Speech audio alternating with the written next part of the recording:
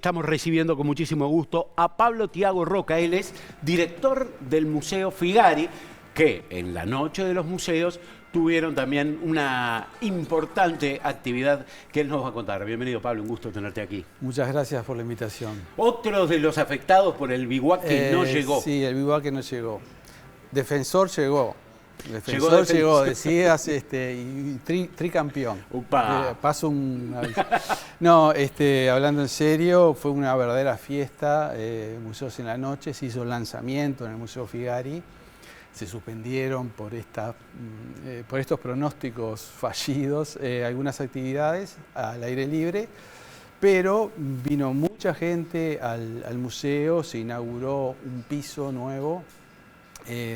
Se mostró lo que es la restauración de la fachada, porque el edificio Figari es un bien patrimonial, declarado patrimonio arquitectónico, y se logró también, con estas reformas de los últimos años, hacer más accesible al museo, con una entrada para sillas de ruedas, con un baño accesible. Es decir, la planta baja tiene accesibilidad motriz total, lo que es un sueño largamente acariciado que se pudo cumplir. Y bueno, además se habilitó un segundo piso a nuevo, y se denominó una de las salas, las más lindas, las más importantes, son dos salas juntas que dan a la calle, con el nombre de Ricardo Pascale,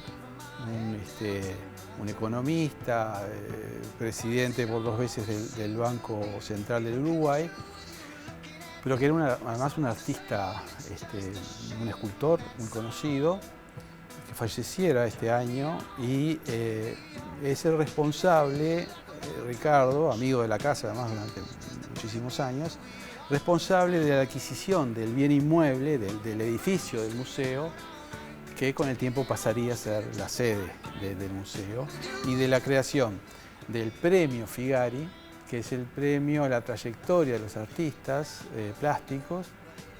Por tanto, el reconocimiento en este ámbito más importante, y que este año precisamente se otorgó a un artista uruguayo, radicado en este momento en Francia, que se llama José Gamarra, y cuya inauguración del premio va a acontecer el próximo viernes. Del premio de José Gamarra hablamos en un ratito, pero primero, el Museo Figari es un museo de arte.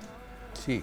Bien, ¿qué acervo tiene, qué características tiene lo que uno puede ver y lo que no puede ver, obviamente, porque sabemos que muchas veces es más de lo que se exhibe, ¿no? Tiene dentro de su acervo el museo. Es un museo monográfico dedicado a la figura de Pedro Figari y de su hijo Juan Carlos, que también era pintor y colaborador de Pedro. Por eso se llama Museo Figari, no Museo Pedro Figari.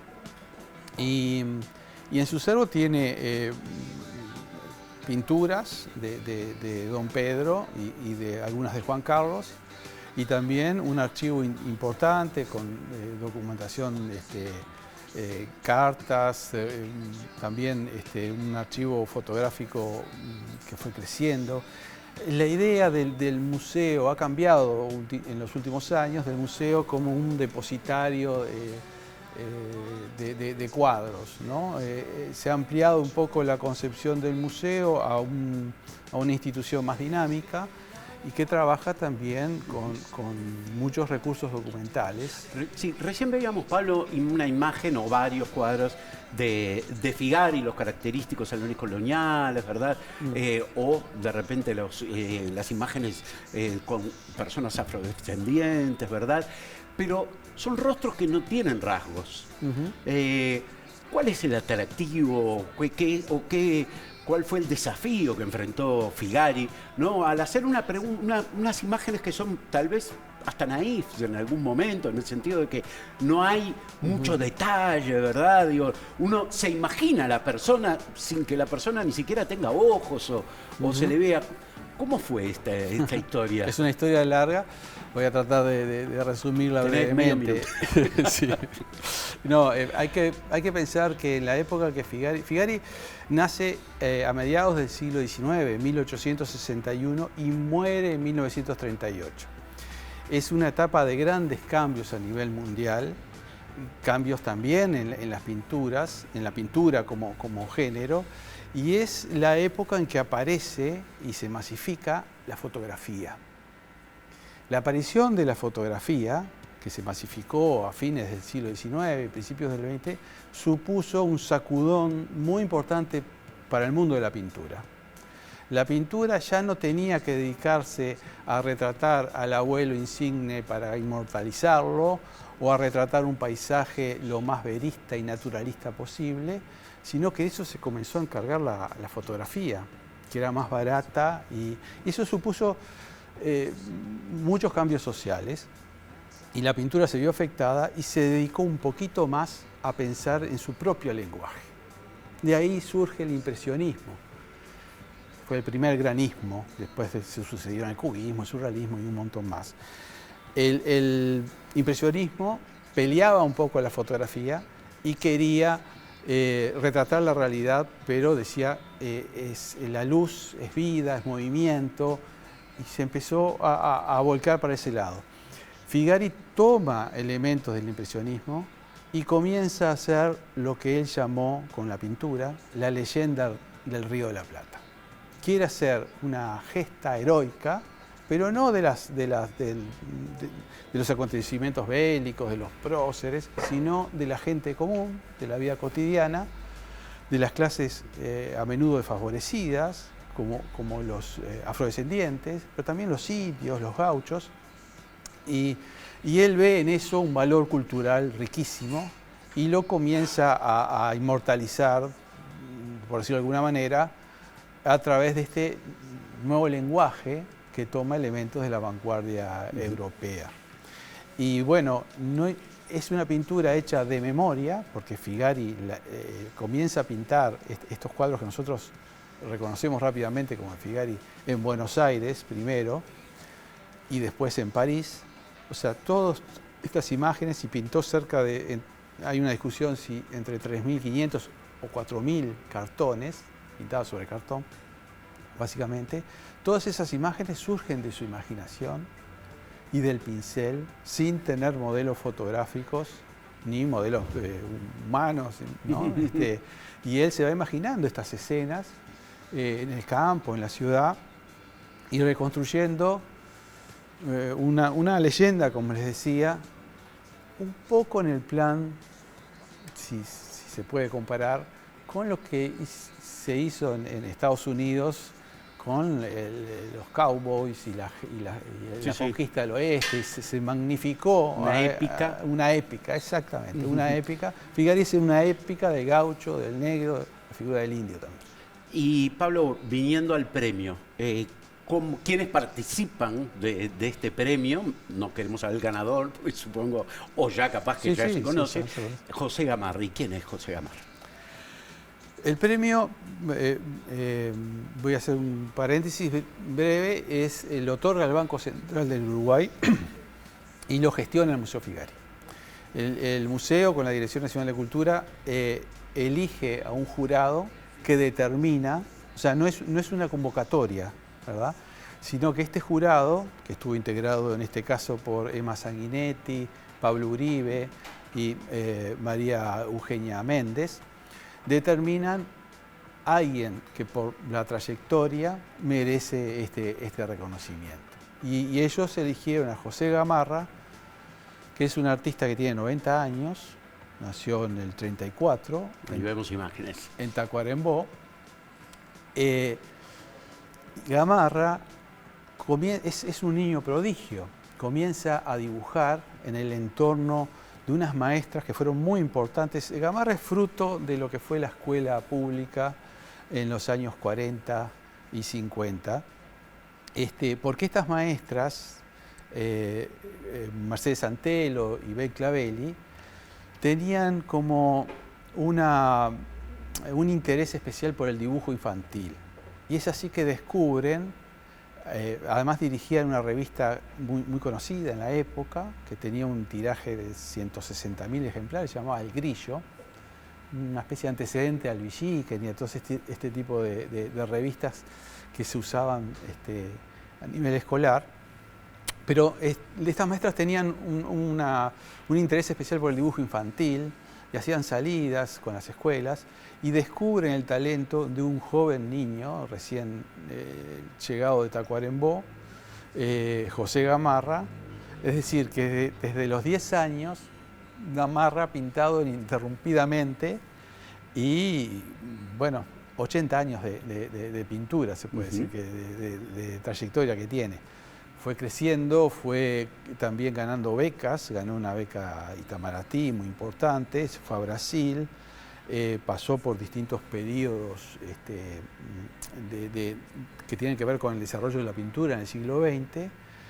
Y bueno, y ahora está pintando, aún pinta, y en este siglo XXI ha pintado una serie de paisajes selváticos, intervenidos por personajes del pop o por distintos. Es una pintura, en cierta medida, con una mirada política que tiene que ver sobre la conquista de América, porque son temas que él aborda. En estas selvas pasan cosas, hay helicópteros, hay conquistadores, hay, no sé, es una especie de exponer su obra? Realismo mágico.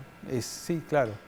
Claro. Este viernes será en el Museo Figari la inauguración de una muestra antológica que está curada, armada, organizada por un investigador uruguayo radicado en Francia, Manuel Neves, que viene especialmente también para esta exposición.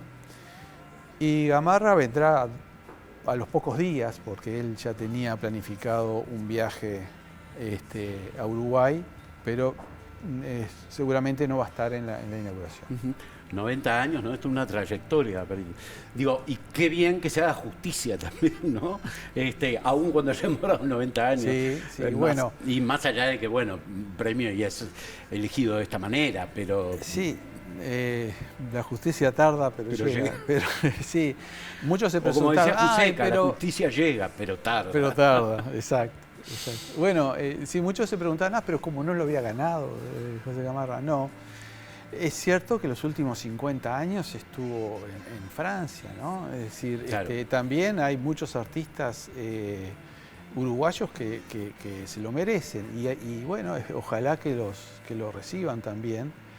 Es un premio, como te decía, importante y bueno, yo creo que con plena justicia se le dio a Gamarra. ¿Cuándo se va a hacer esta exhibición, este reconocimiento del premio y en qué horarios uno puede visitar el Museo Figari independientemente de este premio? Perfecto. La inauguración va a ser este viernes 20 de diciembre a las 19 horas, con una entrega también, una ceremonia de entrega del premio. Él va a estar participando por streaming o un video. Y el museo está abierto de martes a viernes de 13 a 18 horas y los sábados de 10 a 14 horas. Y está abierto todo el verano. Y bueno, la entrada para los residentes es gratuita. Bueno, están por supuesto, están todos invitados. Bien.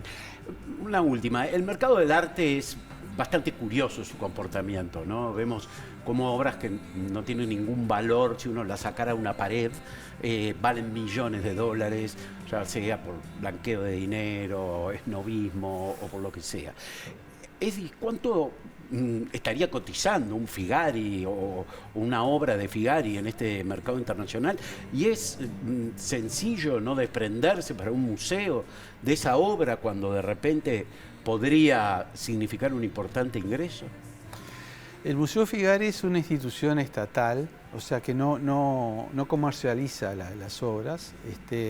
Han llegado a través de donaciones y de acuerdos o como datos con los hijos, sobre todo de Figari, desde hace mucho tiempo.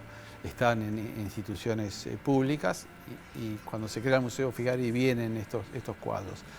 Por lo que está un poco A nosotros nos gusta separar la idea del valor de la obra del precio. ¿Por qué? Porque son cosas distintas. Por ejemplo, al museo tiene mucho interés en adquirir obras raras de Figari, de periodos poco conocidos, que en el mercado de repente no tienen gran valor, pero que sin embargo desde el punto de vista histórico, documental, son valiosas.